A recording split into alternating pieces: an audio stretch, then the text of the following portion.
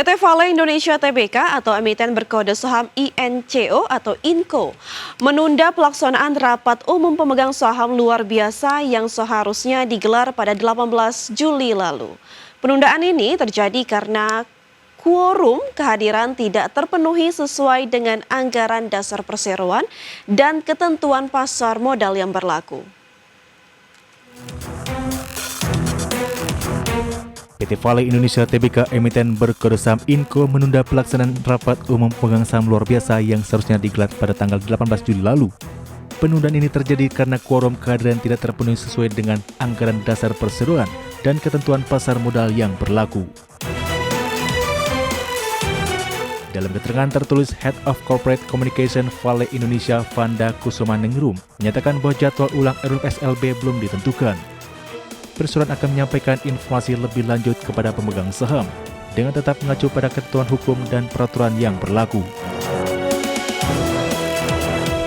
Ia menegaskan pembatalan RUPSLB tidak berdampak pada fungsi organisasi maupun arah strategi perusahaan. Menurut Vanda, seluruh fungsi dan strategi PT Vale Indonesia tetap berjalan efektif di bawah kepemimpinan direksi dan Dewan Komisaris saat ini. Emiten pertambangan nikel tersebut hanya mengusung satu mata acara dalam RUPSLB, yakni perubahan susunan pengurus. Hal itu menyusul mundurnya Febriani Edi dari posisi Presiden Direktur dan Chief Executive Officer Vale Indonesia, usai ditunjuk sebagai Managing Director PT Danantara Asset Management Persero.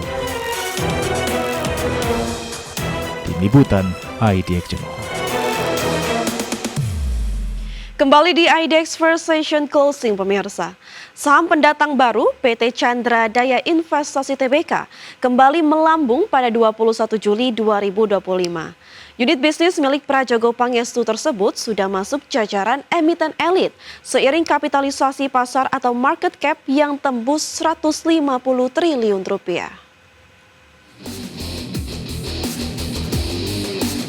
Saham pendatang baru PT Chandra Daya Investasi Tbk dengan kode saham CDIA kembali melambung pada tanggal 21 Juli 2025. Kini unit bisnis milik Prajogo Pangestu tersebut sudah masuk jajaran emiten elit seiring kapitalisasi pasar atau market cap yang tembus 150 triliun rupiah. Mengacu pada data Bursa Efek Indonesia, saham CDIA naik hingga auto reject atas atau arah 20% ke Rp1.215 per saham. Nilai transaksi tercatat mencapai Rp12,01 miliar dan volume perdagangan 9,89 juta saham. Pada 17 Juli lalu, bursa sempat melakukan suspensi saham CDIA dalam rangka cooling down usai arah berjilid-jilid sejak debut di Bursa Efek Indonesia pada 9 Juli lalu. Dengan ini, saham CDIA meroket 539,47% sejak melantai di Bursa Efek Indonesia. Seiring lonjakan harga saham yang fantastis, kapitalisasi pasar atau market cap emiten yang memiliki fokus bisnis yang strategis di sektor logistik, energi, dan infrastruktur pelabuhan ini mencapai Rp151,7 triliun. Menduduki peringkat ke-16 besar melampaui emiten induk peritel grup Salim PT Indo Retail Makmur International Tbk dan satu peringkat di bawah Bank Plat Merah PT Bank Negara Indonesia Persero Tbk. Tim Liputan IDX Channel. PT Energi Mega Persada atau ENRG mengantongi dana Rp338 miliar dari aksi private placement, di mana Bakri Capital Indonesia menyerap seluruh saham baru yang diterbitkan ENRG. PT Energi Mega Persada Tbk atau ENRG mengantongi dana Rp338 miliar dari aksi private placement. Dalam aksi ini, Bakri Capital Indonesia menyerap 1,17 miliar saham baru ENRG. Dengan demikian, Bakri Capital Indonesia memiliki 9,09% saham perusahaan energi ini. Tambahan modal tersebut membuat saham beredar ENRG naik menjadi 25,99 miliar lembar dengan modal di setor Rp6,89 triliun. Wakil Direktur Utama ENRG Eduardus Ardianto menyebut, dana private placement sudah dicairkan ke PT Imbang Tata Alam atau ITA pada 11 Juli lalu. Dana ini dipakai untuk aktivitas pemboran di Blok Malaka Strait yang menjadi aset strategis ENRG. Sebanyak 70% dana untuk pemboran sumur, sedangkan 30% untuk modal kerja. Adapun dana disalurkan sebagai pinjaman tanpa bunga dengan jatuh tempo pada tahun 2030. Jika Imbang Tata Alam tak mampu membayar, ENRG sudah menyiapkan opsi restrukturisasi atau konversi pinjaman menjadi modal. harga eksekusi private placement ditetapkan Rp288 per saham.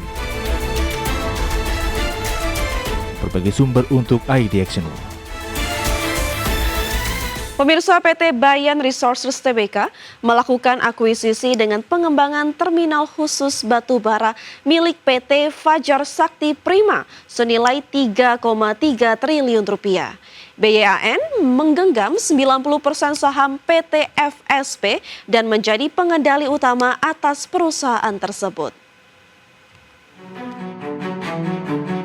Emiten tambang milik konglomerat Lok Tok Kwong PT Bayan Resources Tbk yang berkode saham BYAN mengakuisisi dan mengembangkan terminal khusus batubara di Kalimantan Timur. Ekspansi tersebut dilakukan Bayan Resources melalui transaksi afiliasi. Akuisisi terminal khusus batubara dilakukan BYAN dari PT Fajar Sakti Prima atau FSP dengan nilai Rp3,3 triliun.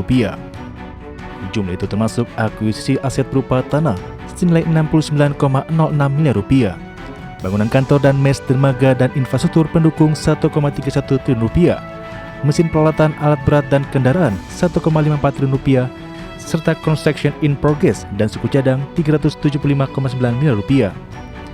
Sementara itu, nilai kontrak pengembangan pembangunan fasilitas pendukung terminal khusus batubara tersebut disepakati senilai Rp151,69 miliar. Adapun jangka waktu perjanjian jasa tersebut disepakati selama 8 bulan. Mengutip keterbukaan informasi Bursa Efek Indonesia, BYAN menggenggam 90% saham PT FSP dan menjadi pengendali utama atas perusahaan tersebut. Tim Liputan ID Action. Pemirsa, dari informasi emiten kita beralih ke update IHSG sesi pertama hari ini, di mana IHSG pada hari ini ditutup menguat 0,87% ke level 7.375,8.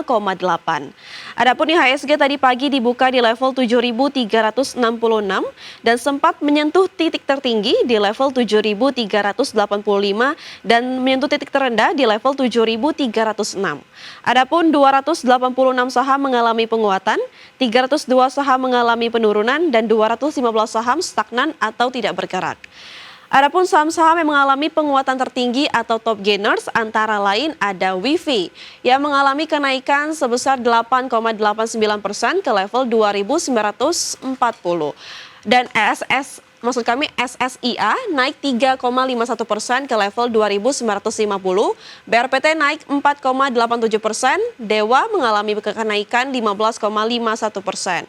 Dan saham-saham mengalami penurunan terdalam atau top losers antara lain ada Cuan turun 2,72% ke level 1.610, Brand turun 1,25% ke level 7.900, Goto turun 1,72% ke level 57, Blok turun 11,81% ke level 635. Dari pergerakan sektoral pemirsa, ada infrastruktur dan teknologi sama-sama mengalami kenaikan di 4,868% maksud kami. Teknologi naik 4,53%, keuangan turun 0,18% dan properti turun 0,13%.